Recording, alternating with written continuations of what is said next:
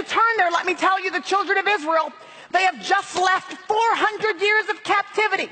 They have been bound under Pharaoh's leadership in Egypt, and now they are coming out of that captivity, and not too shortly into their journey, they run across a major difficulty.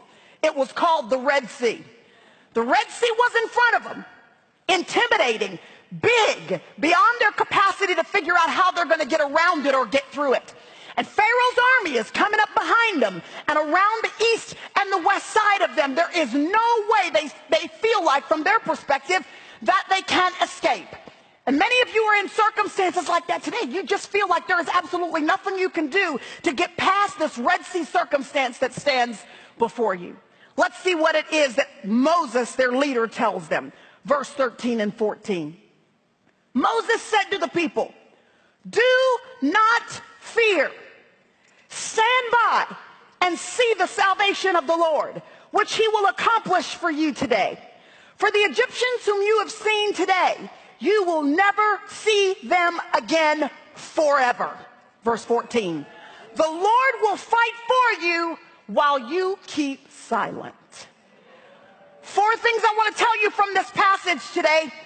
Moses says to the children of Israel, be fearless, be still, be watchful, and shh, be quiet. The first thing Moses says to them is, in the face of this difficulty, this wide body of water that we have absolutely no idea how we can handle a problem this big, we cannot see with our human eyes how we're going to be able to get over this thing. He says, this is what I want you to do. He says, I want you to be fearless. I want you to not allow fear to circumvent you seeing God move in this circumstance.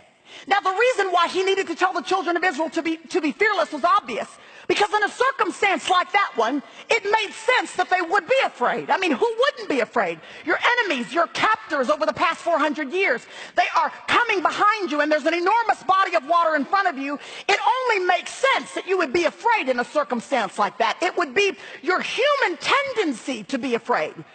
And sister, listen, in the circumstance that you may be facing, it makes sense that you would be afraid. It only stands to reason that in our normal human tendencies, we would be afraid with our marriage hanging on by a thread like that. We would be afraid in that financial ditch that we've dug ourselves in. We would be afraid with that report that the doctor just gave us. We would be afraid, single woman, because it looks like there are no more single men left on the planet. We might be afraid.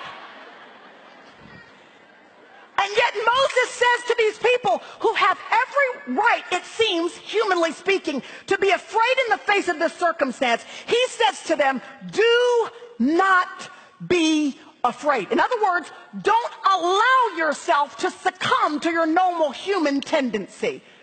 Don't allow yourself to go there. Look at the woman next to you and say, don't go there. Don't even let yourself go there. Of course, it makes sense that you'd hang out there. But as a woman indwelt by the very Spirit of God, you and I have to make a decision to not allow ourselves to sit in the fear that so easily can overtake us on occasion.